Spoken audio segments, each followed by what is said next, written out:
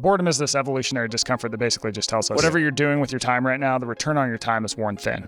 So go do something else. Now in the past, that something else was often productive. If you think about hunter-gatherers, if no animals are coming through when they're hunting, what they're going to do is go, okay, well maybe we could fish. Maybe we could pick potatoes. Maybe we could pick berries. Today when we feel that discomfort, we have a lot of very easy, effortless, hyper-stimulating escapes from it. Now when you feel it, it's like, okay, pull out your cell phone. Well, I guess I'll open Instagram. I'm scrolling. I'm still bored. Oh, there's that t-shirt I love or that exercise contraption. And then it's like, yeah, I guess I'll buy it. You mentioned how during the pandemic, many of us increased our e-shopping. And I suppose like all good addictions, there's an adaptive component to that, right? Like at the beginning of the pandemic, when it was March and April of 2020, I think there was a pretty good reason not to go out. We had no idea what we were dealing with. And the fact that Amazon could deliver things to my door that I used to go out for made complete and total sense. And yet, why is it that I probably still buy as much on Amazon now as I did then, if not more? Yeah, I think there are evolutionary reasons for having more items, right? If you could get more tools as a person, that probably gave you a survival advantage. Having more items was probably a better idea than having less, especially when you're trying to survive, right? So I think we still have this drive to accumulate stuff. But the difference, of course, is that now we live in a world where we manufacture so much stuff and it's cheaper than ever before. So even just a couple hundred years ago, the average person, for example, owned about 3 outfits. Now the average person owns 104 outfits, and they also only wear 10% of the clothes that they own. So there's like, I think the stats are 20% of the stuff in our closets we don't wear at all. I think there's another, I'm going to get the math here wrong, 40% or something that we're like, it's okay. I don't really love it. And then there's a few items where I wear them sometimes, and then we're left with 10% where we actually repeatedly wear those items all the time. And that tracks with my own experience. And so I think really the difference today is that, we've always had this itch to own things, to possess things, but we can never scratch it that often because not only things took time to make, because of that, they were more expensive. It was harder to get the resources to make them. And then once the Industrial Revolution happens, we start cranking out stuff at an amazing rate. Now, again, this kind of goes back to the food thing where it's like, well, this is a good problem to have. But I think you tend to see people collect and collect and collect items. And now the average house, according to one estimate, has anywhere from 10,000 to 40,000 items in it. We clearly can see a direct and negative consequence to our well-being due to the scarcity loop's impact on food, which is for 70% of us, it results in overweight or obesity.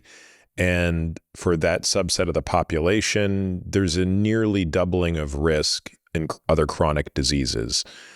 So that's like, you might not feel the pain immediately, but there is a real and clear threat to your longevity.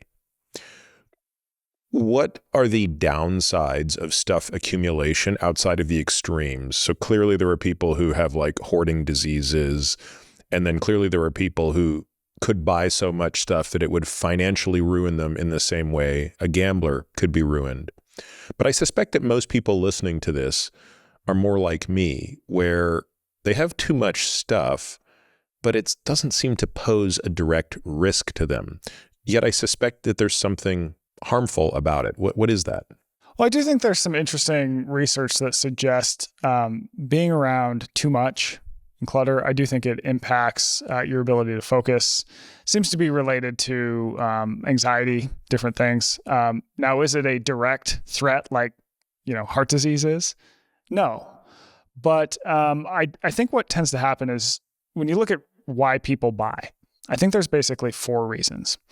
I think the first is items are tools. We use them to accomplish a greater goal. This is probably how people would have used things for most of time. 2, we can use them to get status. So you're buying something in order to display something about yourself to others, right? It's kind of a status play. It's like no one buys a Rolex because they want to know what time it is. Right? You're talking to a watch guy here. Well, same here. I'm aware of it. I'm talking crap on myself. And then number 3 is that we can use goods to belong. So think of, you wear your F1 shirt when you go to the F1 race. Mm-hmm. It's like you're part of this community and it pulls you into the community. And I think you see that practically beyond sports. I mean, certain types of people wear Patagonia. Mm-hmm. Certain types of people wear the Black Rifle Coffee Company shirt, right? We kind of get these tribes that we can identify with via a thing to buy. And then the 4th reason, I think, and I think this was a powerful one during the pandemic, is simply that people are bored. And we today have much faster, easier opportunity to purchase stuff than we ever have before. I mean, even 20 years ago, if a person wanted to buy something, if they're bored, shopping would go out and do it. You had to go out and do it. You had to get in your car. You had to go to the store. You had to walk the aisles. Is this the thing I want? Is this thing there? Like, it's a time-consuming process. Now we can just do it online. We can search Amazon. Not to mention, I think that when you look at how algorithms have evolved, I mean, anyone who's ever spent 10 seconds on Instagram, they know that machine knows what they want to purchase more than they do themselves. That's what amazes me. Usually when Instagram suggests something to me, it's good. It's good. Whereas, interestingly, Google isn't nearly as good for some reason. I don't know why.